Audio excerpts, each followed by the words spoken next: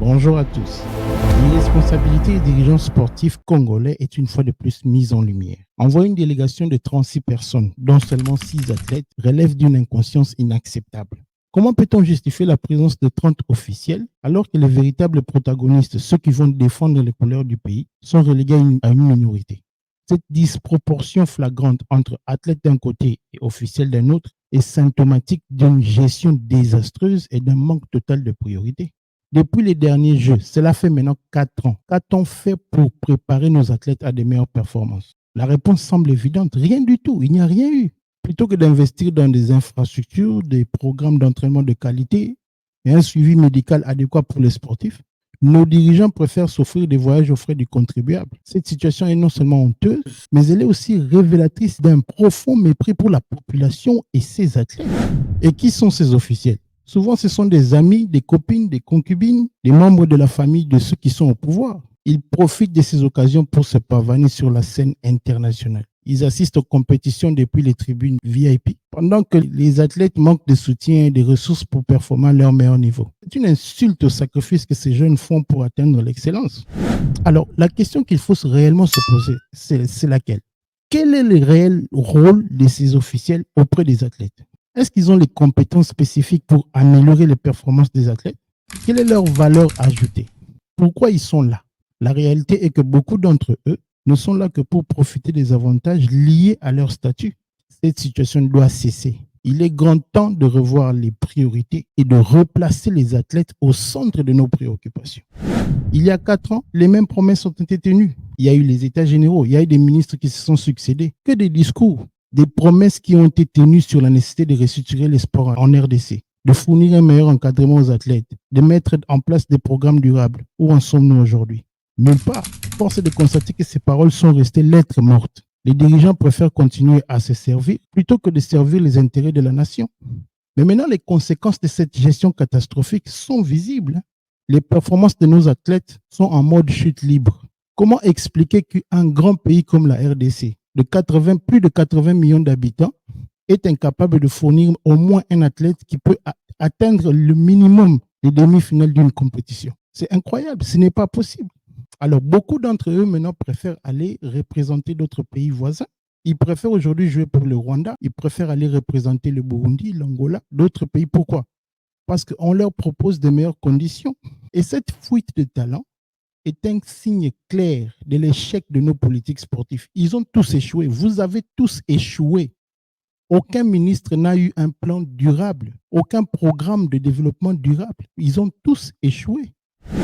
Il est urgent de mettre fin à cette gabegie et de redonner aux sportifs congolais ces lettres de noblesse. Les dirigeants sportifs doivent rendre des comptes et être remplacés par des personnes compétentes et passionnées par le sport. Les investissements doivent être dirigés vers les infrastructures, vers la formation des athlètes, vers des programmes de développement durable. On ne peut pas continuer comme ça. Aujourd'hui, il est crucial d'instaurer une culture de la transparence et de la responsabilité. Les dirigeants doivent être tous responsables de leurs actes et ils doivent répondre à la justice. Ce n'est pas normal qu'un ministre, après avoir commis plein de bêtises, à l'Arena, à la Défense, il aura 2 jours au mois d'août. C'est fait longtemps à l'avance. Nous allons lui céder les stades, il va remplir les conditions. Donc ça, c'est aussi bien. Comme ça, les stades, c'est le stade de tout le monde. Ce n'est pas seulement les stades de football. Merci. Continuer à vaquer à ses occupations comme si rien n'était. Le sport en RDC ne doit plus être un terrain de jeu des élites corrompues, mais une véritable plateforme de développement et de fierté nationale. Le temps des discours est révolu. Il faut agir et montrer que nous sommes capables de valoriser et de soutenir nos athlètes. Seule une réforme profonde et sincère pourra redonner espoir aux jeunes sportifs congolais et aussi les inciter à croire en un avenir meilleur. Les événements autour du stade des Martyrs devraient nous interpeller. Nous devrions nous poser les questions pourquoi des concerts de musique attirent des foules alors qu'un derby entre l'ASV Club et le Daring Club Motema Pembe n'intéresse personne. Alors pourquoi ne pas suivre l'exemple de ces pays qui ont réussi? Des pays comme le Kenya, l'Éthiopie, dans l'athlétisme. Ce sont des pays qui aujourd'hui sont reconnus mondialement grâce à des programmes mondialement. Keneni Sabekele aussi, ils ont été plusieurs fois médaillés d'or, ils ont gagné beaucoup de titres. L'Afrique du Sud dans le rugby, c'est la même chose. Ils ont mis en place des stratégies et un soutien solide du gouvernement et ils ont été champions 3 fois, champions du monde du rugby. En matière de football, il y a le Sénégal, l'Algérie, la Côte d'Ivoire. Pourquoi? Ils ont mis en place un programme pour soutenir les jeunes talents et aujourd'hui, ils sont en train de récolter les fruits. La Namibie, par exemple, elle a produit des champions de boxe de renommée mondiale, comme Paulus Moses, Julius Indungue. Ces succès sont le fruit d'une préparation intense, de la mise en place des structures d'entraînement appropriées et du soutien des fédérations locales. Tous ces exemples de réussite démontrent que lorsqu'il y a une vision claire, une gestion rigoureuse et des investissements appropriés, les athlètes congolais peuvent non seulement rivaliser avec les meilleurs du monde, mais aussi les dépasser. Les dirigeants sportifs doivent s'inspirer de ces exemples. Ils doivent travailler à créer des environnements propices au développement des talents en mettant les besoins des athlètes au cœur de leurs priorités. Il faut trouver les priorités. Toute cette mauvaise politique en RDC aujourd'hui a occasionné beaucoup de problèmes.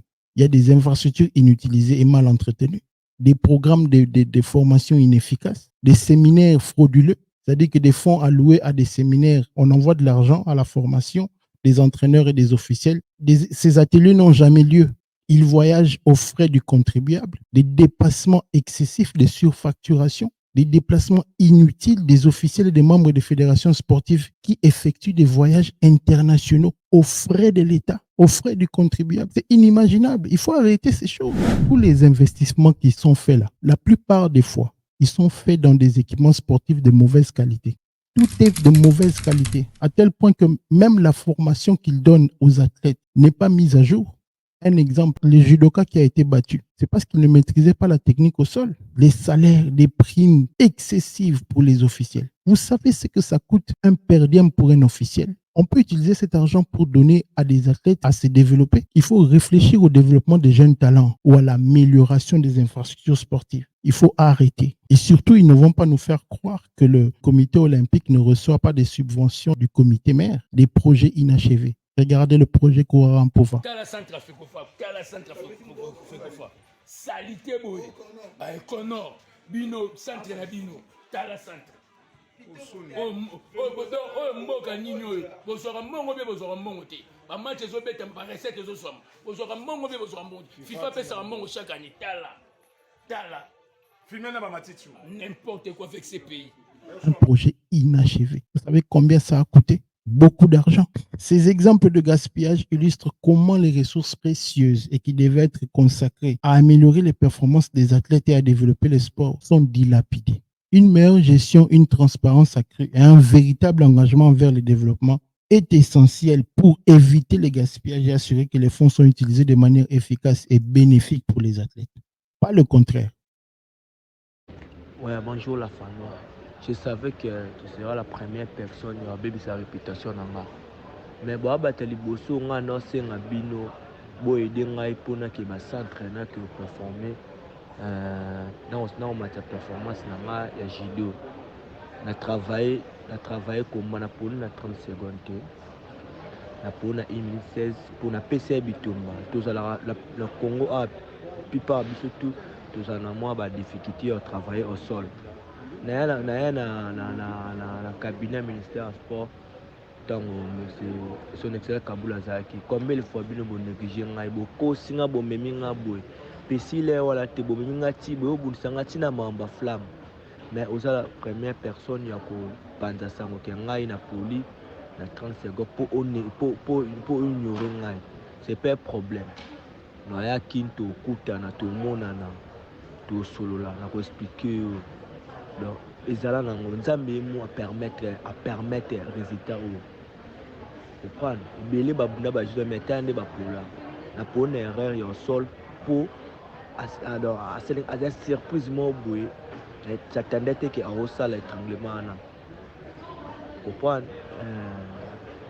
nous trouvons normal nga champion, na gagné ba compétition belé. Na eu qualification na négocier na motuté mais na eu qualification na pour gagner le pays belé Afrique yango meminga a donc na la carrière moulai na jeune dans sa carrière nanga na bunda ba compétition mais un jour ici na fait soka merci na ndenge ngo be sa réputation nanga mais na ya kapa la bino bu memanga boy yuna monsieur Herman na remercier ya ba tali boso bonyo ignorer nga monsieur mana asali ba défilé belé pour nga mamuna ngesimba te na travail na senga la travail tu donnes les meilleurs au monde la bandi bitumba la nga ne bandi la bandi bitumba la pesi donc tellement na moi des fois de toi moi de ba problème en sol la meko travail na meko simbité ba triangle nga coup na loboko de moi dérangement na taper il faut la taper pour japonais kutu akoy kao ba koloji do akoy kao ibongo biso to yeko donc ça linga ka passe na comprendre raka na ebaki oza oloba mais ku felité les meilleurs jusqu'à l'avenir non ça ka minene nzambe moi ebi. Merci de nous avoir suivis ce soir.